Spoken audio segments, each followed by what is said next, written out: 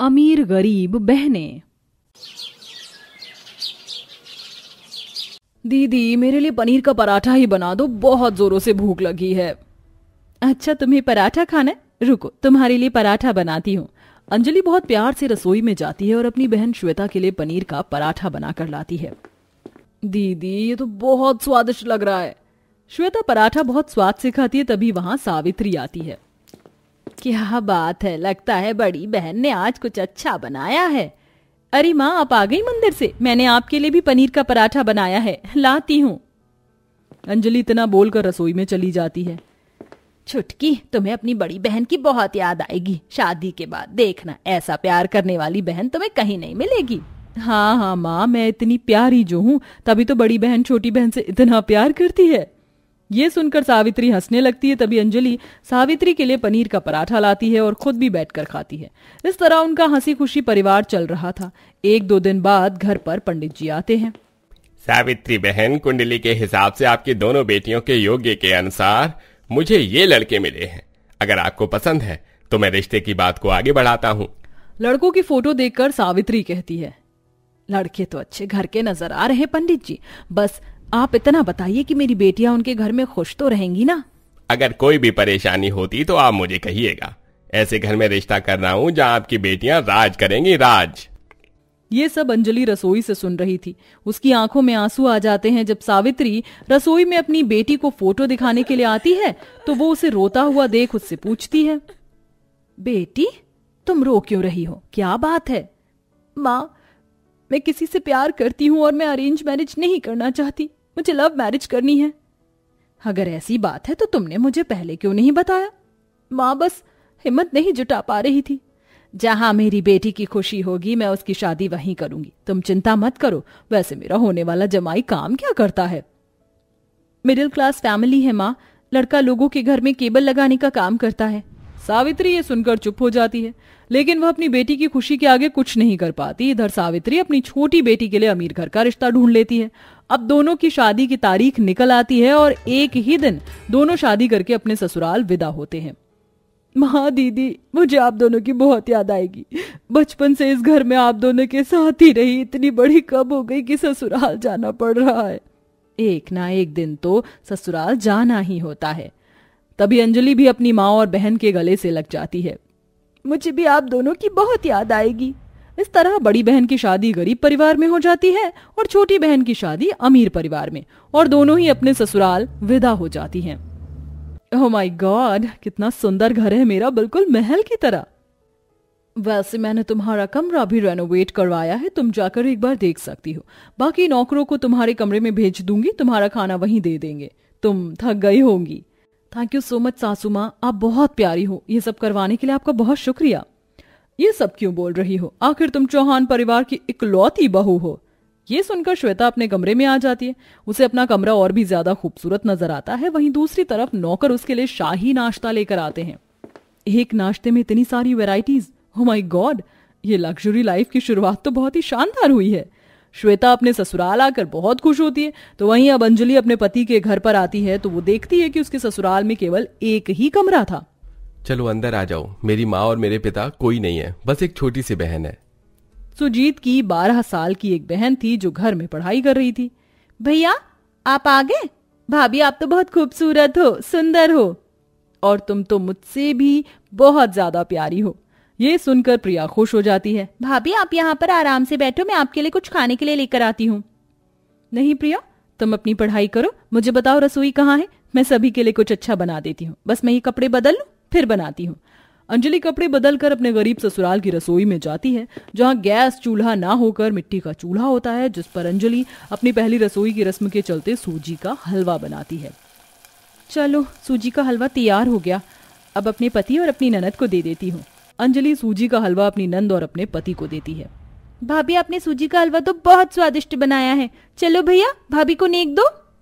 अभी तो मेरे पास पैसे नहीं हैं, जितने भी पैसे थे वो सब शादी में लग गए हैं, लेकिन जैसे ही मेरे पास पैसे आएंगे तो अंजलि को जो भी पसंद होगा मैं उसके लिए लेकर आ जाऊंगा। आपको मेरे लिए कुछ पिलाने की जरूरत नहीं है, मेरे लिए तो यही सौभाग्य की बात है कि मेरी शादी आपसे हो गई। सुजीत यह सुनकर अंजलि को गले से लगा लेता है। अंजलि भले ही गरीब ससुराल में आई थी, लेकिन अपने गरीब पति के साथ वो बहुत खुश थी। वहीं श्वेता अपने अमीर पति के क्रेडिट कार्ड से अपने लिए ऑनलाइन शॉपिंग कर रही थी। ओह माय गॉड, ये ड्रेस कितनी सुंदर है। ऑनलाइन ड्रेस बहुत सुंदर सुंदर आती है। विशाल, मुझे अपना क्रेडिट कार्ड दे दो ना, मुझे ये ड्रेस ऑर्डर करनी है। अरे हाँ, मुझे माफ करना, मैंने तुम्हारे लिए तुम्हारा पर्सनल शॉपिंग कार्ड बनवाया था। तुम्हें जितनी भी शॉपिंग करनी है इस कार्ड से कर सकती हो। ये अनलिमिटेड कार्ड है, इसमें कोई लिमिट नहीं है। अपना खुद का शॉपिंग कार्ड लेकर श्वेता बहुत खुश होती है। ऐसे ही श्वेता अमीर परिवार में आकर ठाट बाट से रहने लगती है। कुछ दिन बाद उनकी माँ उन्हें अपने घर पर बुलाती हैं, जहाँ छोटी बहन बहुत महंगे कपड़े और लग्जरी पर्स के साथ आती है, तो वहीं बड़ी बहन सिंपल साड़ी पहनकर घर आती है। उसे देखकर श्वेता कहती है, अरे ये क्या दीदी, अभी तो आपकी शादी हुई है और आप तो पुरानी लग रही हो, नई नवेली दुल्हन तो लग नहीं रही। ये देखो, मेरे पति ने कितने महंगे कपड़े दिलाए हैं मुझे सिर्फ माँ के पास आने के लिए, और ये लग्जरी पर्स भी कल रात ऑर्डर किया और सुबह ही डिलीवरी बॉय ने मुझे डिलीवर कर दिया। बहुत सुंदर है, और ये महंगे कपड़े तुम्हारे ऊपर बहुत खूबसूरत लग रहे हैं, इनमें तुम बहुत सुंदर लग रही हो। अच्छा ये सब छोड़ो, मैंने तुम दोनों की पसंद का खाना बनाया है, चलो खाने की टेबल पर चलते हैं। सावित्री अपनी दोनों बेटियों को खाने की टेबल पर ले आती है, जहां पर श्वेता कहती है, माँ अब आपकी उम्र हो रही है, मैं आपके लिए एक नौकरानी अपने घर से भिजवा दूंगी जो आपको काम करने नहीं देगी। पता है मेरे ससुराल में मेरे आगे पीछे बहुत नौकर घूमते हैं, वहां मुझे किसी भी काम को हाथ लगाने की जरूरत नहीं पड़ती। दीदी तुम्हारे ससुराल में तो तुम्हारे लिए कोई ना कोई नौकर होगा ही। मैं अपने सारे काम खुद कर लेती हूँ, मुझे नौकर की क्या जरूरत है। एक मेरा पति है और एक मेरी ननद, हम नौकर क्या करेंगे। वैसे हमारे जीजा जी करते क्या है। ये सुनते ही अंजलि चुप हो जाती है। अरे श्वेता, तुम भी ना पता नहीं क्या क्या बातें लेकर बैठ गई हो। मैंने तुम्हारे लिए फ्रूट रायता बनाया है और तुमने उसके ऊपर ध्यान भी नहीं दिया। थैंक यू सो मच माँ, आपके हाथों का फ्रूट रायता तो बहुत स्वादिष्ट लगता है। अंजलि अपनी छोटी अमीर बहन के सामने कुछ नहीं कह पाती, क्योंकि कहने के लिए कुछ था ही नहीं। वह इतनी गरीब थी कि वह अपनी परेशानियां भी बता नहीं सकती थी। वह अपनी माँ के घर से फ्री बस सेवा डीटीसी बस में बैठकर घर आ जाती है। अरे क्या हुआ, आज आप काम पर नहीं गए। मेरे काम का टेंडर ही छूट गया है, मेरे पास कोई काम नहीं बचा। अरे ये क्या कह रहे हो, अब क्या करेंगे, घर का खर्चा कैसे चलेगा, प्रिया की पढ़ाई भी तो है। मैं भी बहुत देर से यही सोच रहा था, तब जाकर मेरे दिमाग में ख्याल आया, मेरे पास इतने पैसे तो नहीं कि मैं अपना कोई खुद का बड़ा काम खोलूं। फिलहाल मैं मोची के काम से शुरुआत करूंगा। फिक्र मत कीजिए, कोई काम छोटा बड़ा नहीं होता और मैं हमेशा आपके साथ हूँ। अंजलि अपने पति का हाथ पकड़कर इतना कहती है, जिसके चलते सुजीत को बहुत हौसला मिलता है। कुछ ही दिन बाद से वह मोची का काम करना शुरू कर देता है, लेकिन अचानक से उसकी तबीयत खराब हो जाती है और वह बिस्तर पकड़ लेता है। पता नहीं क्यों ऐसा लग रहा है जैसे मेरी किस्मत पर ताला लग गया हो। कितनी मुश्किल से तो मैंने पैसे जुटाकर मोची का काम शुरू किया था, और अब बीमार होकर मैं वो भी नहीं कर पाया।